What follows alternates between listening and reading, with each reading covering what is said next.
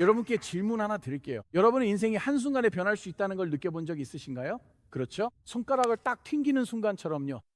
한 통의 전화, 한 번의 의사소견, 한 통의 문자, 한 번의 대화, 한 번의 불행한 상실, 실망, 그리고 한 번의 기도. 그 기도가 글쎄요, 뭔가 응답받지 못한 것처럼 느껴지고 갑자기 여러분이 살고 있다고 생각했던 삶이 더 이상 여러분이 생각했던 삶이 아니게 되는 거죠.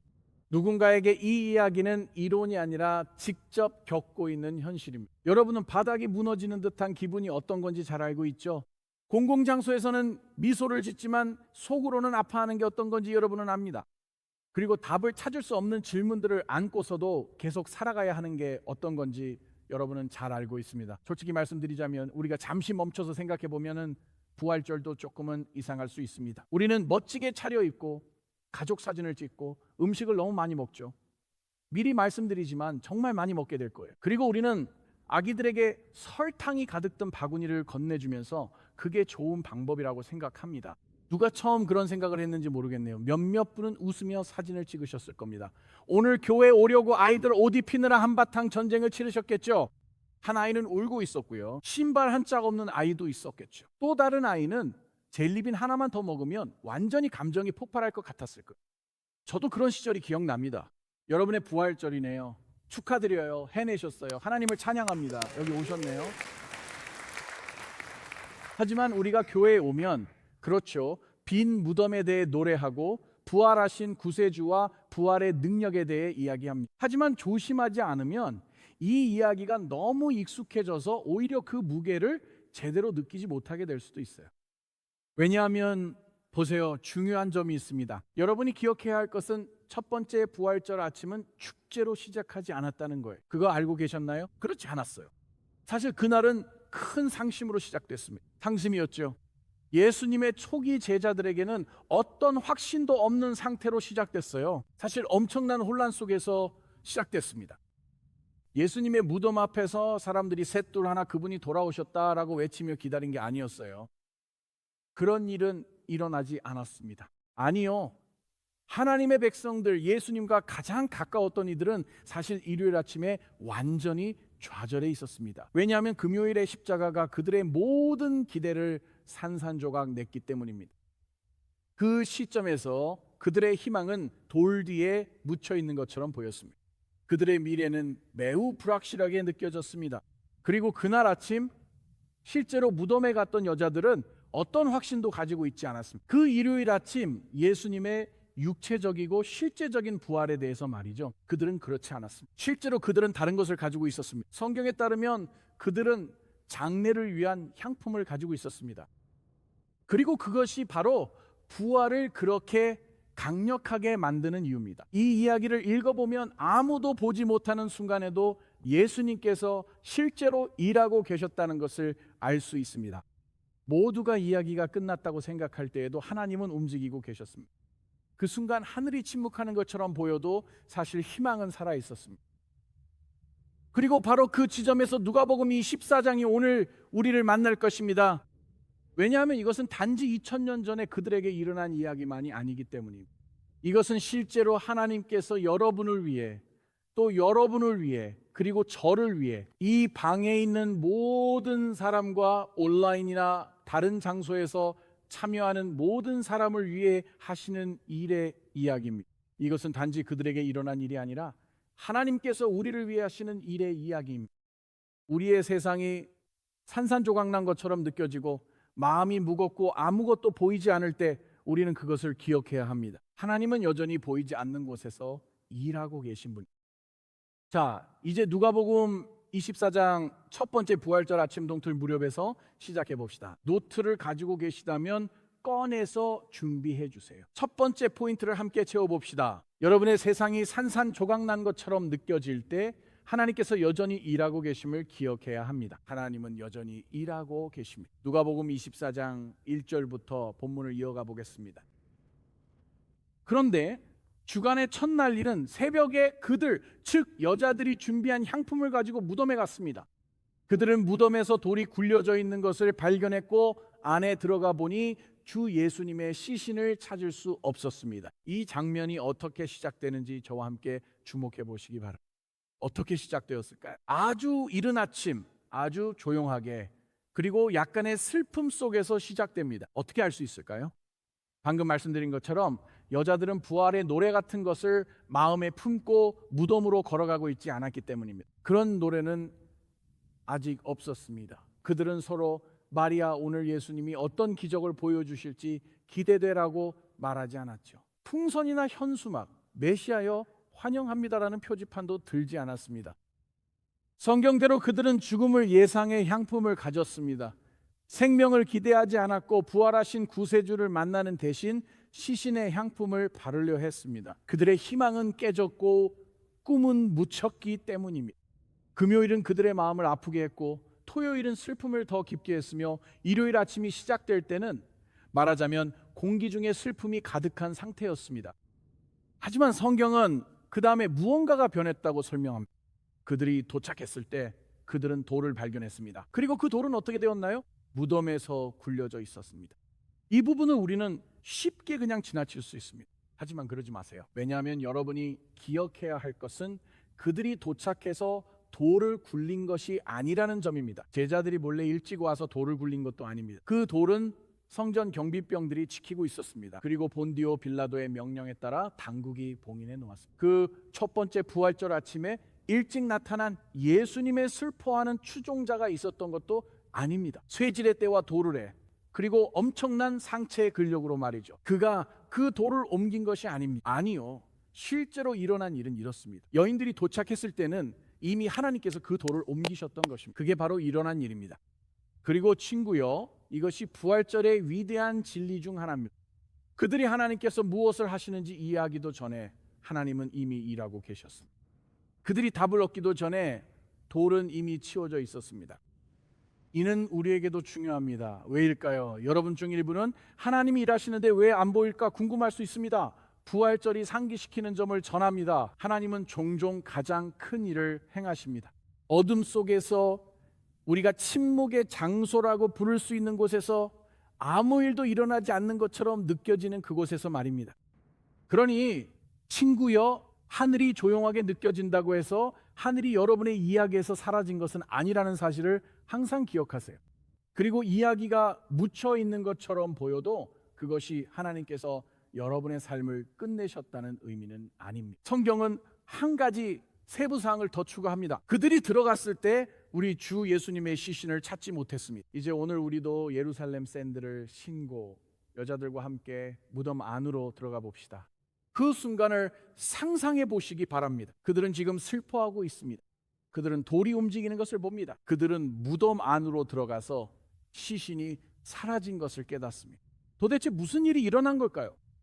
이런 상황은 스트레스를 받은 사람이 진정하는데 전혀 도움이 되지 않습니다. 그 순간에 아무도 이거 완전히 말이 되네 라고 말하지 않았습니다. 스타벅스에 가서 아침 산책이나 하자라고 말하는 사람도 없었습니다. 아니요, 오히려 이 일은 그 여성들에게 미스터리를 더 깊게 만들었습니다. 왜냐하면 때로는 하나님께서 움직이기 시작하실 때 원리는 상황이 더 명확해지기 전에 오히려 더 혼란스러워 보일 수 있다는 것입니다. 우리도 마찬가지입니다. 하나님이 일하신다는 첫 증거가 바로 나타나지 않을 수 있다는 사실은 우리에게 큰 위로가 됩니다. 때로는 실제로 여러분이 기대했던 일이 방해받는 것이 그 증거일 수 있습니다. 이 경우에는 무덤이 열려 있었죠. 시신이 사라졌습니다. 그리고 죽은 사람은 계속 죽어 있을 것이라는 기존의 가정이 더 이상 기대에 맞지 않게 되었습니다. 다시 말해, 오늘 이 자리에 계신 분들 중 일부는 하나님께서 삶의 오래된 가정들을 흔들어 깨뜨리며 마주하고 계신 상황일 수 있습니다. 우리가 죽은 기대라고 부를 수 있는 것들 말입니다. 여러분의 세상이 산산조각난 것처럼 느껴질 때 가장 먼저 기억해야 할 것은 이것입니다. 하나님이 무엇을 하시는지 몰라도 그분은 여전히 일하고 계심을 믿으세요. 아멘이시죠? 보세요. 그 여성들은 죽음을 기대하며 왔지만 하나님께서는 이미 생명을 준비해 두셨습니다. 그들은 장래의 장소에 왔지만 사실 부활의 경계에 서 있었습니다. 바로 부활의 경계 말입니다. 이 사실을 절대 잊지 마세요. 오늘 제가 이렇게 말씀드리는 이유는 여러분 중 일부는 자신의 인생이 되길 바랐던 것에 잔해 속에 서 있다고 느낄 수도 있기 때문입니다. 하지만 오늘 제가 여러분께 전하고 싶은 것은 부활절이 여러분의 삶 위에 선포하는 메시지입니다. 하나님께서는 여러분이 느끼기도 전에 이미 일하고 계시며 희망은 여전히 살아있다는 것입니다. 그리고 여러분의 세상이 산산조각난 것처럼 느껴질 때조차도 하나님은 여전히 일하고 계십니다. 아멘이신가요? 다음으로 두 번째 포인트입니다. 노트를 보세요. 죽은 곳에서 생명을 찾으려 할 때 예수님은 항상 우리를 어디로 부르실까요? 바로 희망으로 돌아가게 하십니다. 4절에서 다시 이어가 보겠습니다. 여인들이 무덤에서 이 일로 당황하고 있을 때 보라, 두 사람이 눈부신 옷을 입고 그들 곁에 섰습니다. 이들은 천사였습니다. 여인들이 두려워하며 땅에 엎드리자 그들이 말했습니다.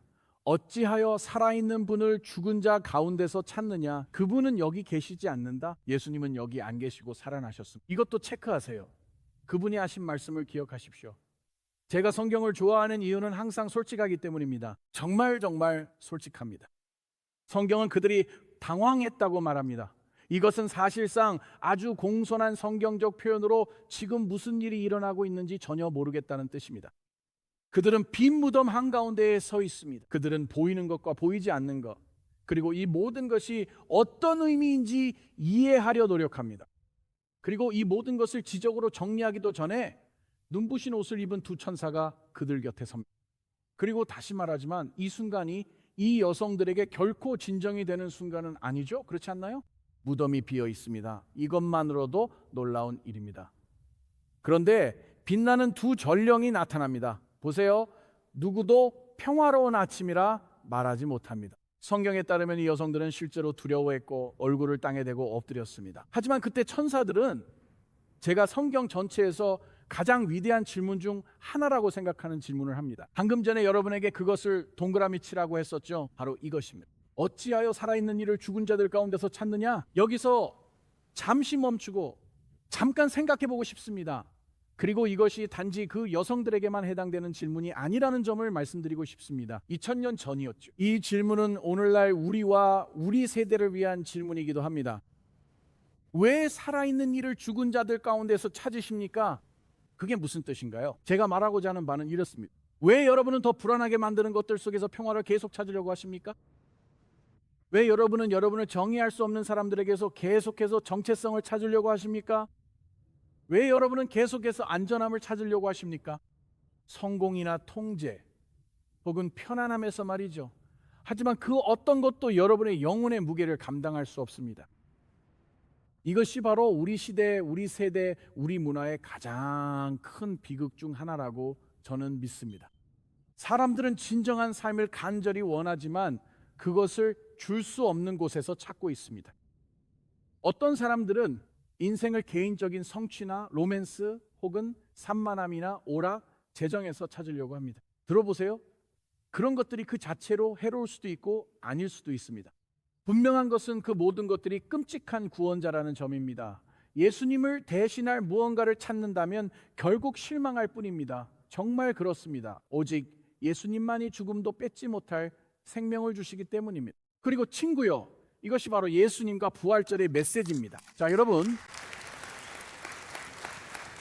천사가 나타나 여자들에게 힘내세요, 나 더 열심히 하라고 하지 않았습니다. 조금만 더 긍정적으로 생각해 보세요라고도 하지 않았습니다. 아니요, 그저 예수님은 여기 계시지 않습니다라고만 말했습니다. 그분은 여기 계시지 않고 살아나셨습니다. 이것이 바로 인류 역사의 전환점입니다. 그 순간 온 세상이 무덤이 비었다는 것을 알았기 때문입니다.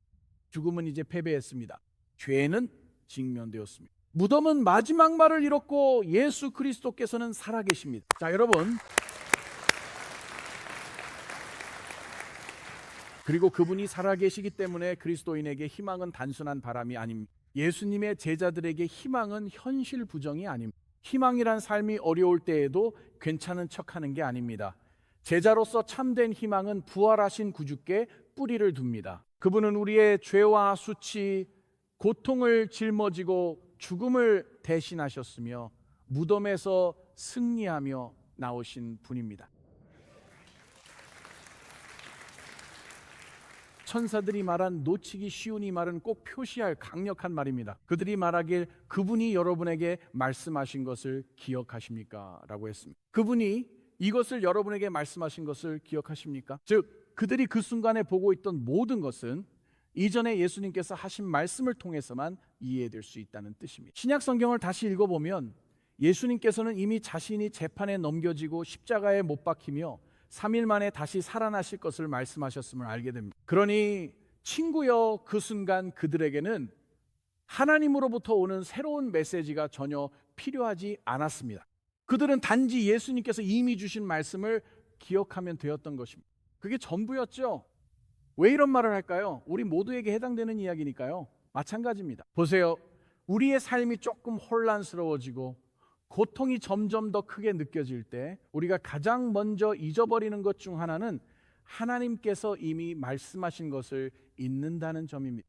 그분의 말씀에서 말이죠. 그리고 우리가 흔히 빠지는 유혹은 성경에 기록된 하나님의 진리가 아니라 우리의 감정으로 삶을 해석하기 시작한다는 것입니다. 우리는 그 순간 하나님을 느낄 수 없기 때문에 더 이상 그분을 신뢰할 수 없다고 생각합니다. 여러분, 오늘 전하고 싶은 말씀은 성경 속 예수 그리스도의 부활이 우리를 다시 기억하고 상기하게 한다는 사실입니다. 예수님께서 하신 말씀을 기억하세요. 예수님이 누구신지 기억하세요. 예수님께서 약속하신 것을 기억하세요. 그리고 금요일에 패배처럼 보였던 일이 일요일에는 승리가 되었다는 것도 기억하세요. 자, 여러분 함께 해주세요. 그렇다면 이것이 우리에게 어떤 의미일까요? 이것은 오늘 여러분이 진정한 희망을 찾고 있다면 부활절이 여러분에게 생명이 없는 곳에서 생명을 찾으려는 노력을 멈추라고 부르고 있다는 뜻입니다. 이렇게 말씀드릴 수 있겠네요. 죽은 것들 속에서 부활을 찾으려고 애쓰는 일을 멈추세요. 이 세상의 일시적인 것들에게 여러분이 찾고 있는 영원한 일을 해달라고 요구하는 것을 멈추세요. 예수 그리스도 외에 다른 곳에서 궁극적인 생명을 찾으려는 일을 멈추세요. 친구여, 부활은 깨어진 세상에 대한 하나님의 사랑의 선언입니다. 생명은 결코 무덤에서 발견되는 것이 아니라 예수 그리스도라는 분 안에서 발견된다는 것입니다. 그러니 오늘 여러분이 이 자리에 있고 마음이 공허하다면, 혹은 영혼이 조금은 불안하다면, 또는 미래가 조금 불확실하게 느껴진다면 해답은 우리가 잘못된 곳에서 더 열심히 계속해서 찾는 것이 아닙니다. 진짜 해답은 바로 죽음을 이기신 그분께로 다시 돌아가는 것입니다. 그리고 이제 부활절의 이야기는 혼란과 기억에서 세 번째이자 마지막 단계로 넘어갑니다. 이제 반응으로 넘어갑니다. 이것이 세 번째 요점입니다. 부활하신 예수님을 만날 때 성경에 따르면 여러분의 이야기는 이제 다시 시작될 수 있습니다. 다시 시작될 수 있습니다. 9절에서 계속 읽어보겠습니다. 여인들은 무덤에서 돌아와 이 모든 일을 열한 제자와 그 밖에 함께 있던 모든 이들에게 알렸습니다. 하지만 이 말이 그들에게는 허튼 이야기처럼 들렸습니다. 그들은 여인들의 말을 믿지 않았습니다.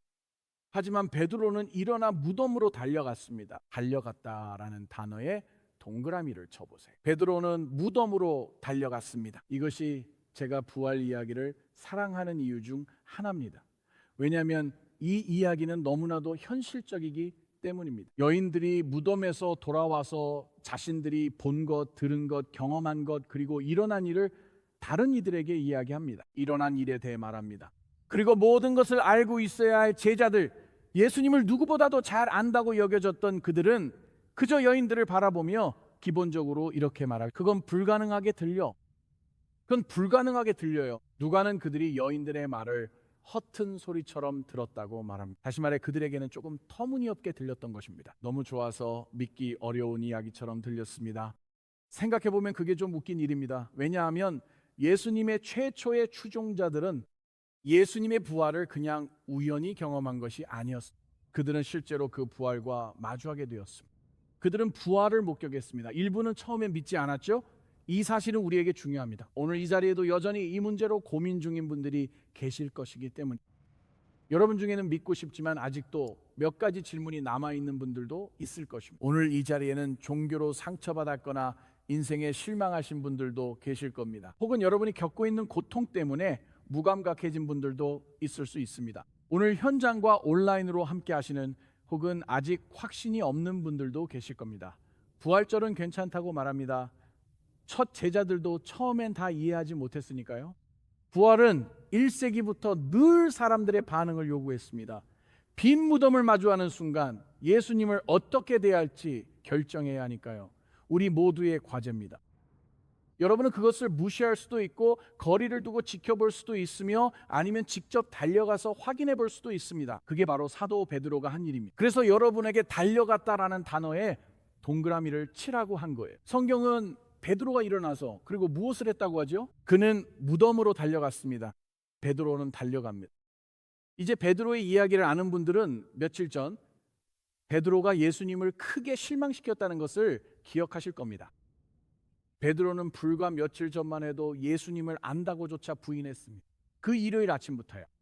그러니까 이 베드로는 자신의 약함과 두려움에 대한 뼈아픈 기억을 안고 살아가야 했던 사람이었습니다. 그런데 이제 무덤이 비었을지도 모른다는 소식을 듣자 성경에 따르면 그의 마음속에서 무언가가 일어나 그가 무덤으로 달려갑니다.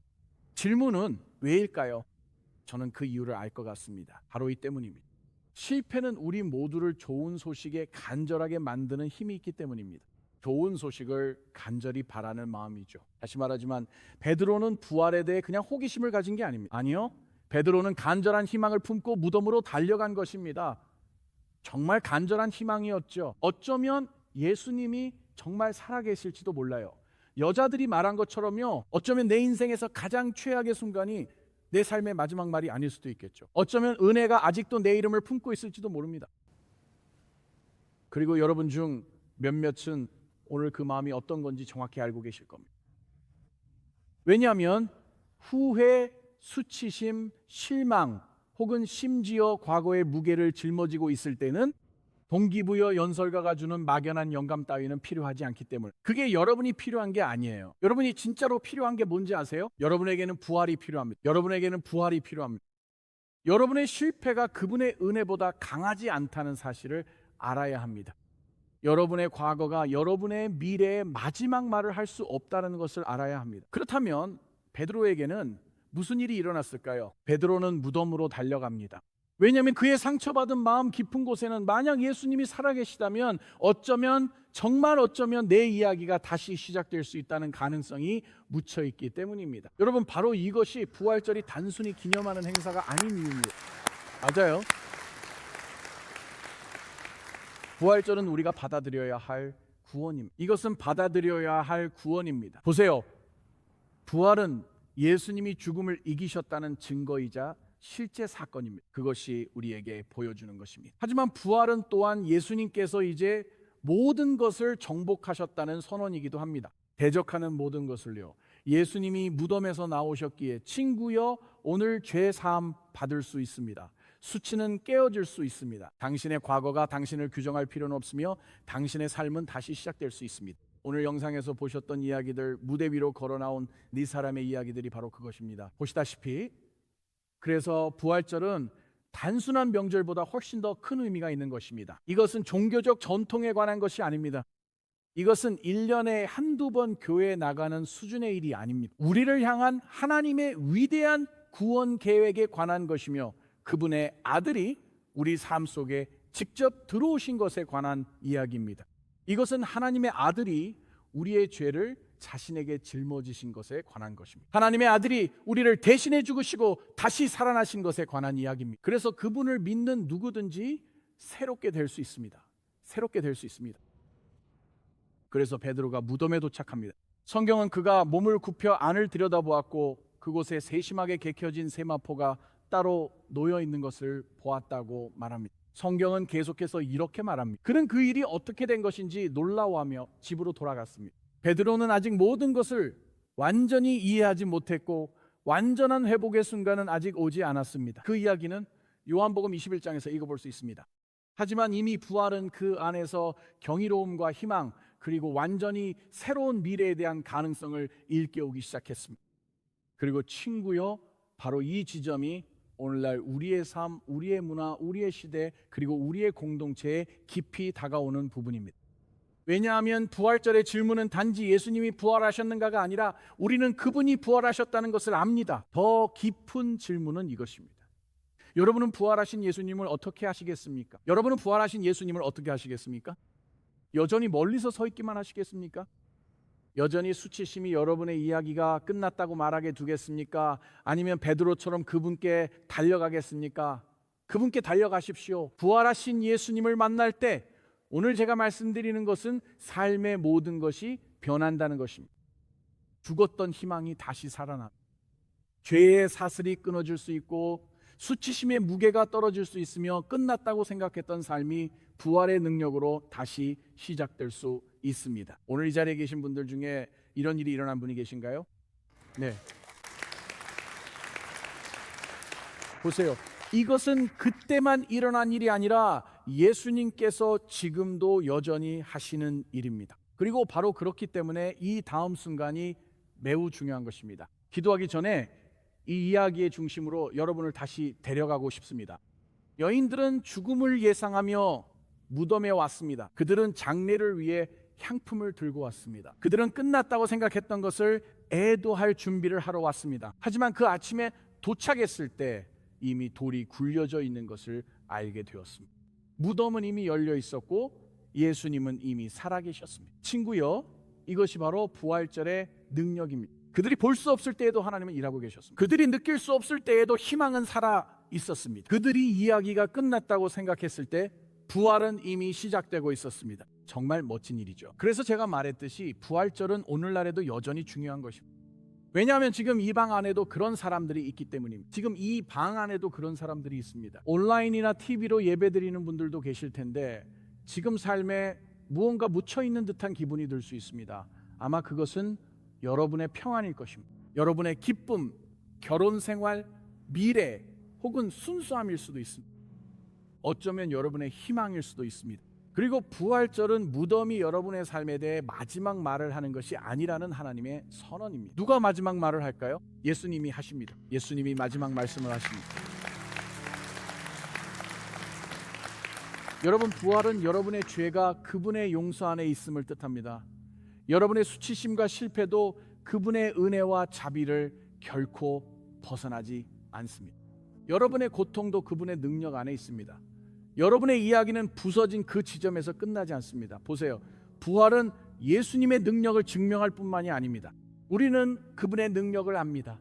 부활은 그분을 통해 우리 모두 상처받은 이들, 우린 각자 다른 방식으로 아플 뿐이니까요. 우리 모두 그 사실을 알고 있죠. 그렇죠? 부활은 그분을 통해 상처받은 사람들이 하나님께 다시 나아갈 수 있다는 선언입니다. 그게 바로 베드로가 그 무덤으로 달려갔을 때 깨닫기 시작한 것입니다. 그러니 들어보세요, 친구요. 어쩌면 당신의 최악의 순간이 당신의 마지막 말이 아닐 수도 있습니다.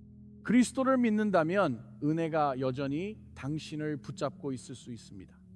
예수님이 살아계시기에 당신의 이야기는 다시 시작될 것입니다. 이것이 부활절이 단순한 기념행사가 아닌 이유죠. 부활절은 우리가 받아들일 구원입니다. 여러분은 그 구원을 받아들이셨나요? 오늘 제가 가진 모든 격려의 마음을 담아 이렇게 말씀드리고 싶습니다. 오늘 이곳을 떠나시면서 부활을 멀리서 감탄만 하고 가지 마세요. 아직 그렇게 하지 않으셨다면 부활하신 그리스도를 여러분의 삶에 받아들이시길 권면합니다. 그분을 여러분의 삶에 초대하세요. 예수님께서 용서하시기 위해 죽으신 것을 여전히 짊어진 채 오늘 이곳을 떠나지 마세요. 예수님께서 여러분의 삶에서 이기시기 위해 부활하신 것에 여전히 묻혀 있지 마세요. 왜냐하면 친구요, 부활절은 단지 2000년 전 예수님께 일어난 일의 이야기가 아니기 때문입니다. 오늘 여러분의 삶에 일어날 일을 선포합니다. 여러분은 새로운 삶과 진정한 희망, 그리고 완전한 용서와 새로운 시작을 경험할 수 있습니다. 친구여, 예수님이 계셔 희망도 있습니다. 그분이 무덤에서 나오셨으니 여러분도 오늘 새 삶을 살 수 있습니다.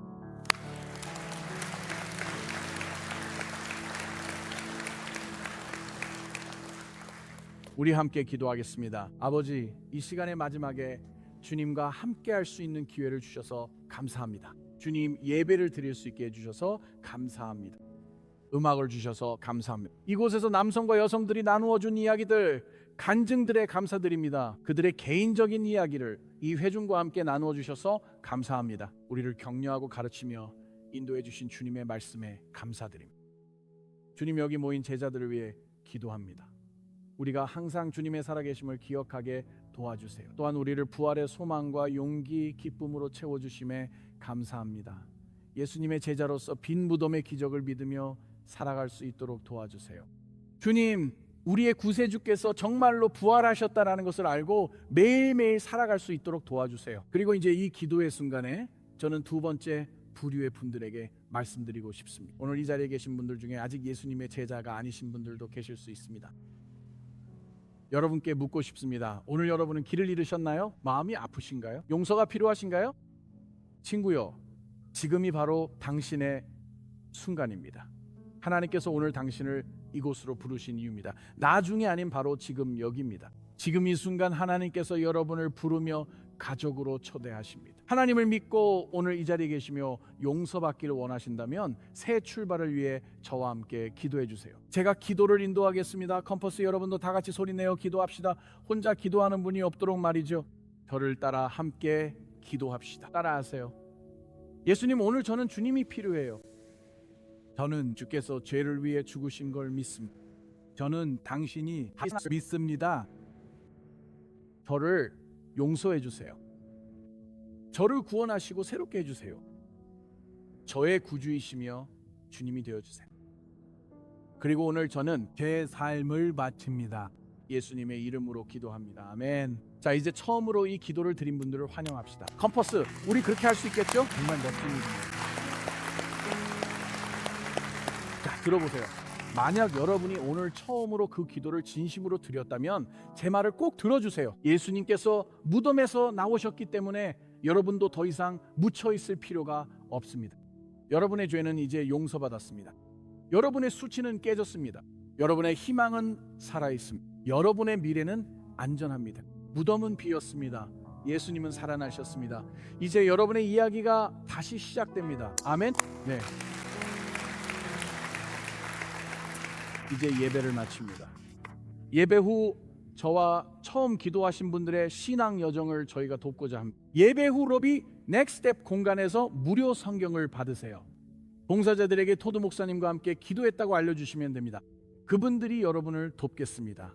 잠시 후 휴대폰으로 지스스를 33,777번으로 보내주세요.